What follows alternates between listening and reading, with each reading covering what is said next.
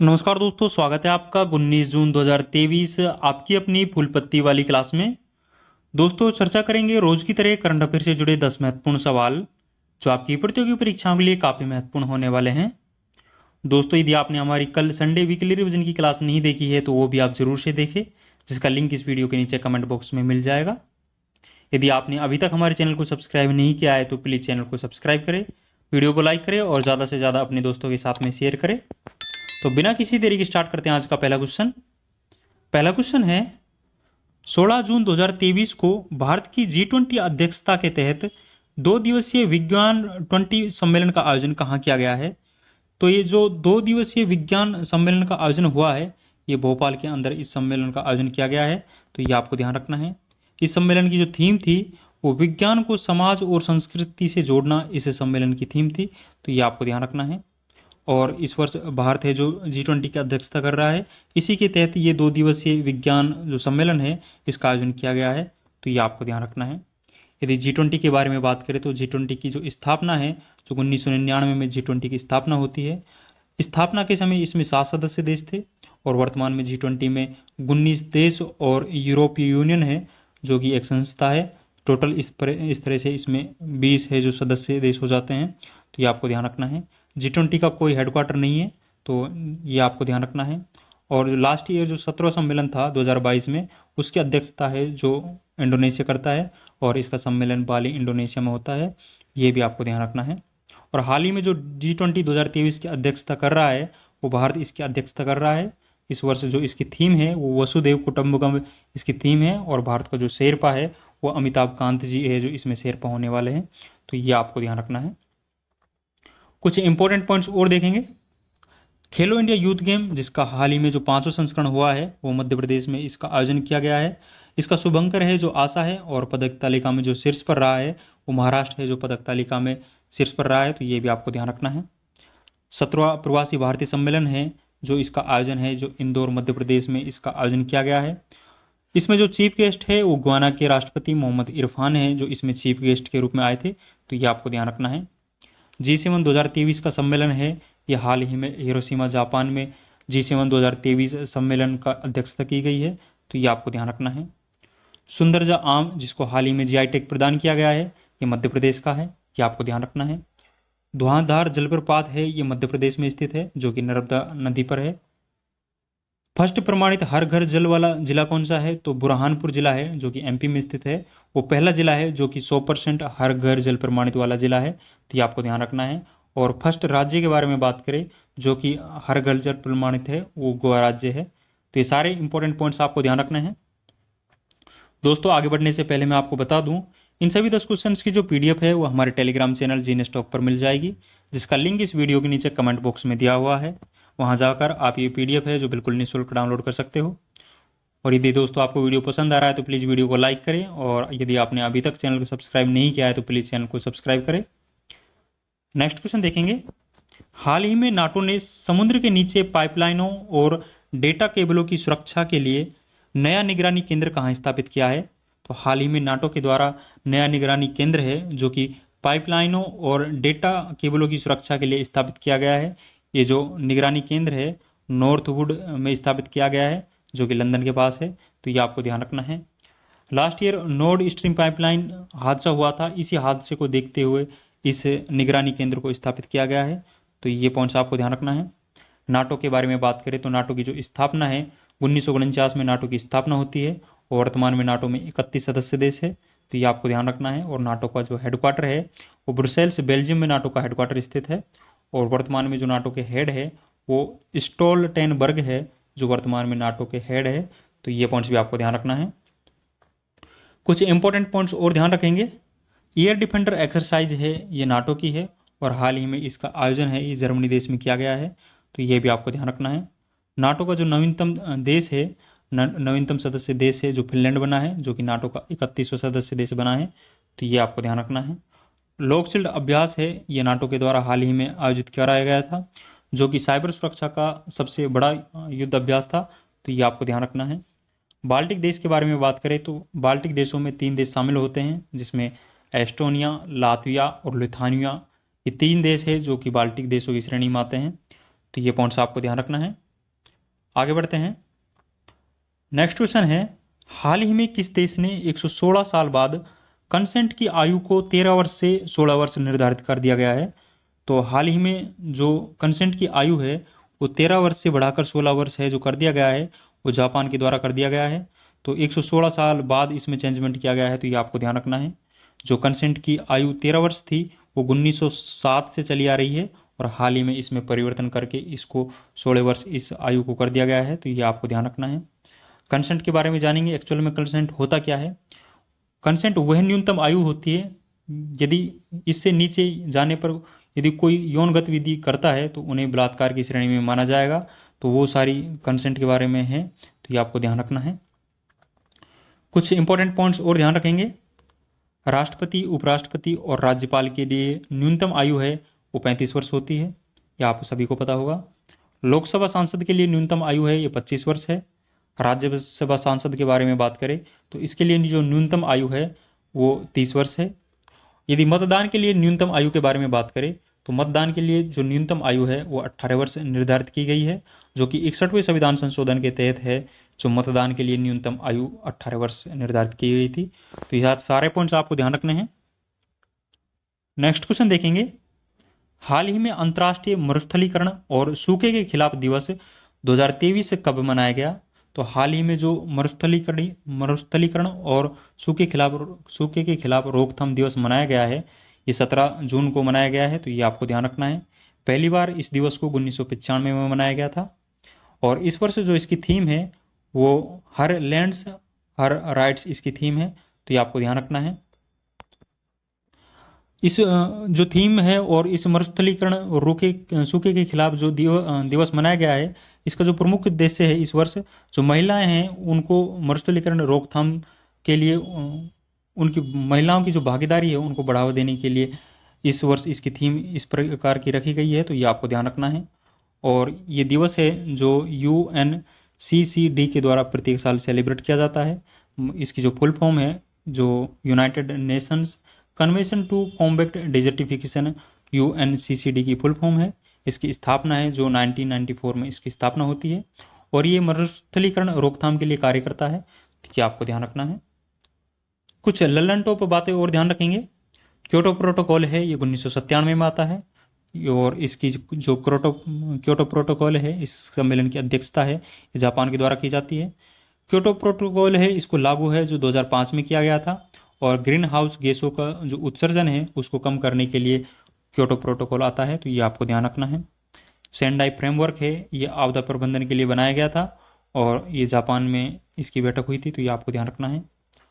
Montreal protocol है ये Canada में 16 सितंबर 1987 को इसका सम्मेलन हुआ था, और ओजोन परत के संरक्षण के लिए मॉन्ट्रियल प्रोटोकॉल आता है, तो ये आपको ध्यान रखना है। कोप 27 है इसका लास्ट ईयर जो सम्मेलन है इसकी अध्यक्षता है कोप 27 की, इसकी अध्यक्षता है जो शर्म अल शेख में मिस्र के द्वारा की जाती है, तो ये आपको ध्यान रखना है। कोप 28 का आयोजन है ये UAE में होने वाला है।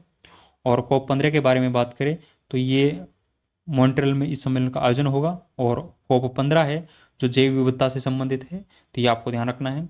और कोप 15 की जो अध्यक्षता है वो चाइना के द्वारा की गई थी, तो ये सारे पॉइंट्स आपको ध्यान रखने हैं, आपकी परीक्षाओं की दृष्टि से ये काफ़ी इंपॉर्टेंट है। नेक्स्ट क्वेश्चन देखेंगे, हाल ही में केंद्र सरकार ने डेयरी उद्योग में क्रांति लाने के लिए दुग्ध संकलन साथी मोबाइल ऐप कहाँ लॉन्च किया है?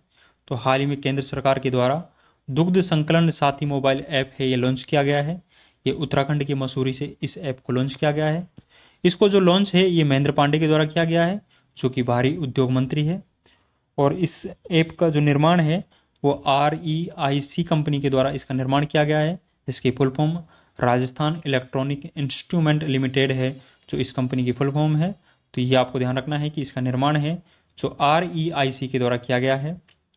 इस दुग्ध संकलन साथी मोबाइल ऐप का जो प्रमुख उद्देश्य है वो ये है कि जो दुग्ध है उसकी जो गुणवत्ता और उत्पादन है उसको बढ़ावा देने के लिए इस मोबाइल ऐप का लॉन्च किया गया है, तो ये आपको ध्यान रखना है। कुछ इंपॉर्टेंट पॉइंट्स और ध्यान रखेंगे। प्रहरी ऐप है ये हाल ही में BSF के द्वारा लॉन्च किया गया था, और हाल ही में जो BSF का महानिदेशक है वो नितिन अग्रवाल को BSF का महानिदेशक बनाया गया है, तो ये आपको ध्यान रखना है। जल दूध ऐप है ये ग्रामीण विकास मंत्रालय के द्वारा लॉन्च किया गया था। ये आपको ध्यान रखना है। ई समाधान जो पोर्टल है ये यूजीसी के द्वारा हाल ही में प्रारंभ किया गया था, मतलब विश्वविद्यालय अनुदान आयोग के द्वारा ई समाधान पोर्टल प्रारंभ किया गया था। स्केल ऐप है, ये चमड़ा उद्योग के लिए प्रारंभ किया गया है। आभा ऐप है, ये राष्ट्रीय स्वास्थ्य प्राधिकरण द्वारा हाल ही में लॉन्च किया गया था। ई कुंभ पोर्टल है, ये स्थानीय भाषाओं को बढ़ावा देने के लिए भारतीय राष्ट्रपति द्रौपदी मुर्मू के द्वारा हाल ही में ई कुंभ पोर्टल को लॉन्च किया गया था। तो ये सारे जो पोर्टल है और ऐप है आपको ध्यान रखना है, परीक्षाओं में इनसे संबंधित क्वेश्चन जरूर बनते हैं, तो ये सारे आपको ध्यान रखने हैं। नेक्स्ट क्वेश्चन देखेंगे, चौथे राष्ट्रीय जल पुरस्कार 2023 के तहत सर्वश्रेष्ठ राज्य की श्रेणी में पहला स्थान किसे मिला है? तो हाल ही में जो राष्ट्रीय जल पुरस्कार है वो प्रदान किए गए हैं। इसमें जो सर्वश्रेष्ठ श्रेणी में राज्य का पुरस्कार है वो मध्य प्रदेश को दिया गया है। मध्य प्रदेश को पुरस्कार स्वरूप 1 लाख इसमें 2 लाख रुपए की राशि दी जाती है। फर्स्ट स्थान पर 2 लाख रुपए दिया जाते हैं और सेकंड स्थान पर इसमें ओडिशा है और इसको 1.5 लाख रुपए प्रदान किए गए हैं।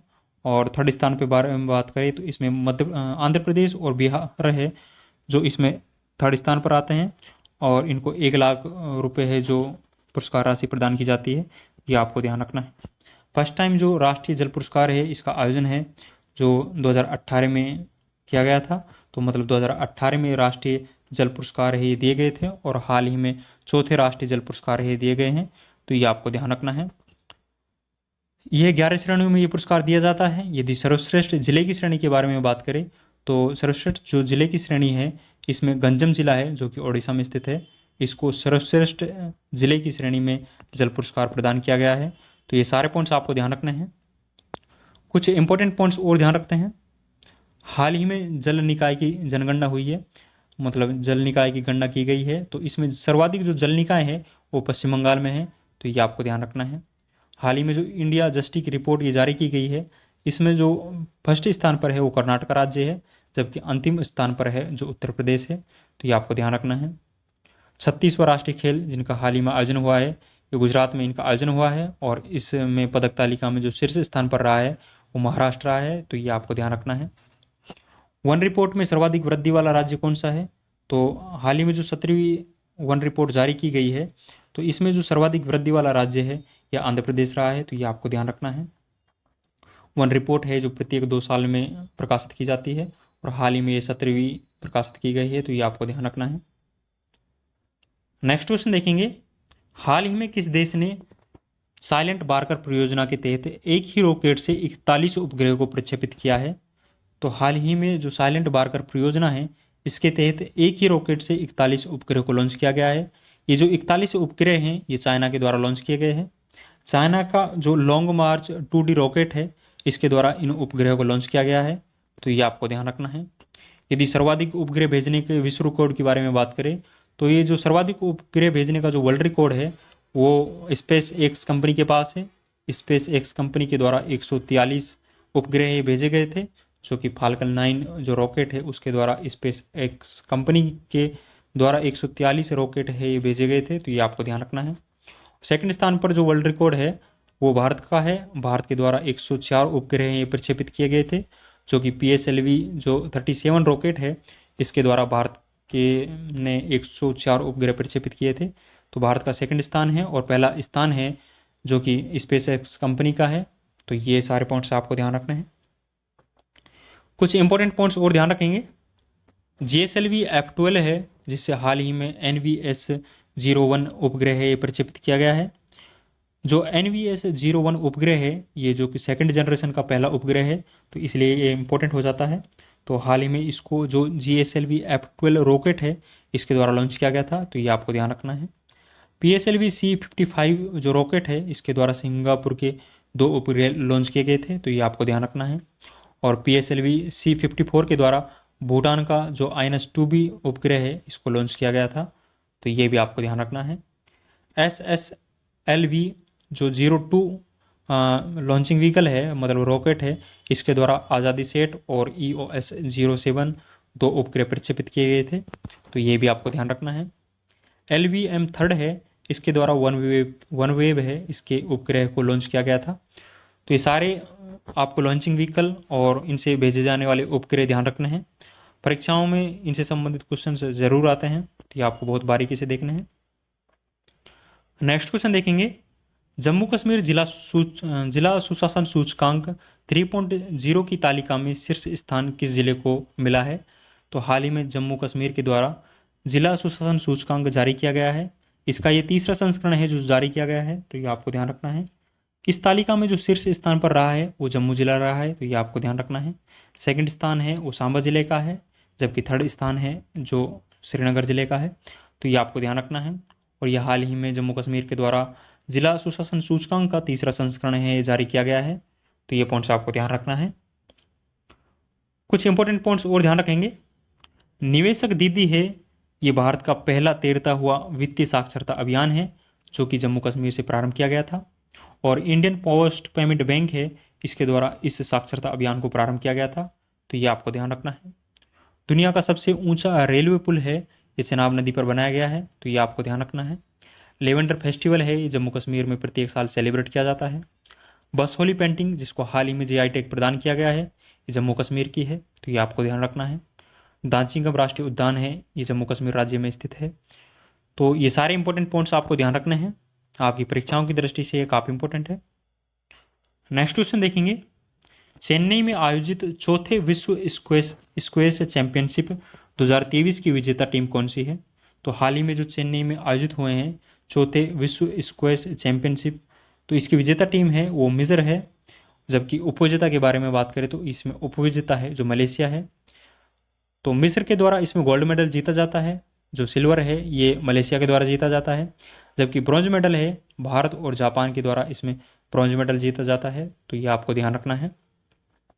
इस जो स्क्वैश चैंपियनशिप है इसका आयोजन है ये चेन्नई में किया गया था, तो ये आपको ध्यान रखना है। और इसका ये चौथा संस्करण है, और पहला संस्करण है ये 1996 में होता है, मलेशिया में पहले संस्करण का आयोजन होता है। और पहले संस्करण का जो गोल्ड मेडल है ये ऑस्ट्रेलिया के द्वारा इसमें गोल्ड मेडल जीता जाता है, तो ये सारे पॉइंट्स आपको ध्यान रखने हैं। कुछ इंपॉर्टेंट पॉइंट्स और ध्यान रखेंगे। महिला बॉक्सिंग चैंपियनशिप है इसका हाल ही में आयोजन किया गया है, इसका आयोजन है भारत में, इसका आयोजन किया गया है। भारत के द्वारा इसमें 4 गोल्ड मेडल जीते गए हैं। और इस बॉक्सिंग चैंपियनशिप का जो ब्रांड एम्बेसडर थे एमसी मैरी कॉम और फरहान अख्तर है जो महिला बॉक्सिंग चैंपियनशिप का ब्रांड एम्बेसडर थे, तो ये आपको ध्यान रखना है। फ्रेंच ओपन 2023 है ये हाल ही में जो पुरुष एकल वर्ग का जो खिताब है ये नोवाक जोकोविक के द्वारा जीता गया है जो कि सर्बिया देश के रहने वाले हैं, जबकि महिला एकल वर्ग का जो खिताब है ईगा स्वाटेक के द्वारा जीता गया है जो कि पोलैंड देश की रहने वाली है। इससे पहले ऑस्ट्रेलियन ओपन आयोजित हो चुकी है। ऑस्ट्रेलियन ओपन में जो पुरुष वर्ग का एकल वर्ग का खिताब था ये नोवाक जोकोविच के द्वारा जीता गया था, जबकि महिला एकल वर्ग का जो खिताब है वो आर्यन सबलेंका के द्वारा जीता गया था जो कि बेलारूस की रहने वाली थी, तो ये भी आपको ध्यान रखना है। विश्व टेस्ट चैंपियनशिप इसका हाल ही में आयोजन किया गया है, इसका आयोजन इंग्लैंड में हुआ था।